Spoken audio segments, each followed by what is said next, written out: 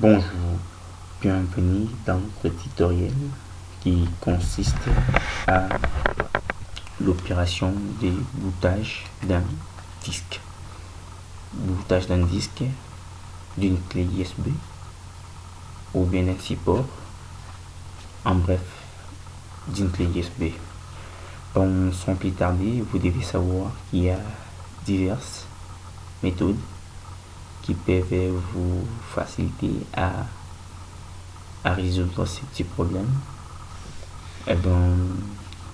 Via les Power ISO, vous pouvez les faire. Via certains logiciels, vous pouvez les faire aussi. Certaines distributions Linux, vous pouvez les faire. Sur Windows, il y a quelques méthodes. Vous allez d'abord lancer votre image, comme je viens de le faire.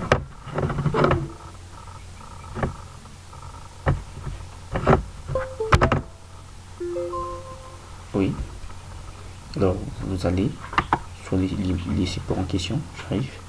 Vous faites un clic droit. Vous allez sur Formater. Vous changez les systèmes de fichiers. Vous quittez des NTFS Alpha 32.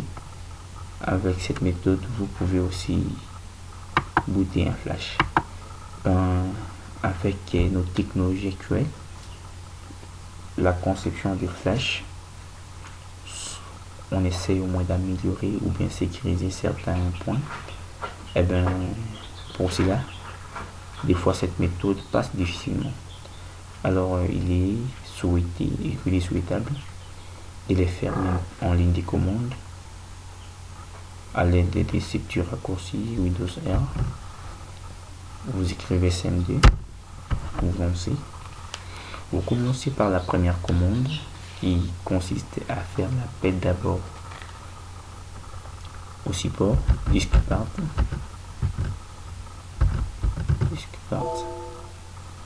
Oui, vous acceptez. Ça peut traîner un tout petit peu.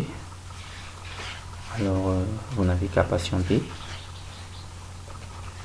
En informatique, on demande trop de la patience. Alors, la deuxième opération, ou bien la deuxième commande consiste à lister les supports, lister disques. Si vous constatez, on vous présente disque 0, c'est ça même votre disque dur. Disque 1, on ne présente aucun. Le disque D, c'est ça bien, notre flash que nous allons booter. Si vous regardez, ça c'est 1908. Alors c'est la capacité de notre disque. Si vous ajoutez la capacité utilisée, la capacité libre, vous aurez cette capacité. Maintenant vous allez sélectionner votre support, votre clé que vous voulez booter. Pour partir select disque, vous déterminez ce D. Le disque D est maintenant sélectionné. Alors vous allez d'abord supprimer, effacer tout ce qui est à l'intérieur. Clear. Bon, il y a une erreur, c'est pas clear, j'arrive, c'est client.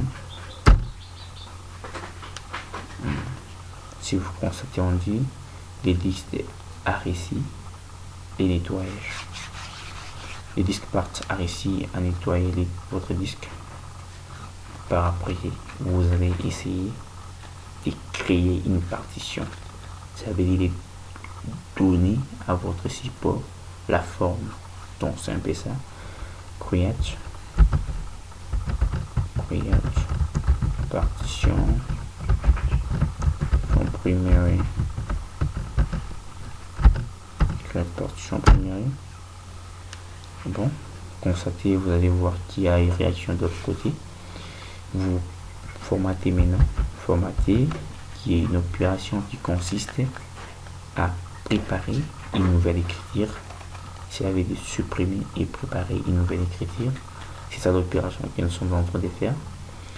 Format fs égale, vous pouvez faire un NTFS ou bien FAT32. NTFS c'est les systèmes de fichiers. Donc vous les faites en FAT32D. Bon, on peut les faire en FAT32D, c'est toujours pareil, hein. FAT32D quick. On fait quick, c'est pour dire à notre système de les faire rapidement. Vous lancez.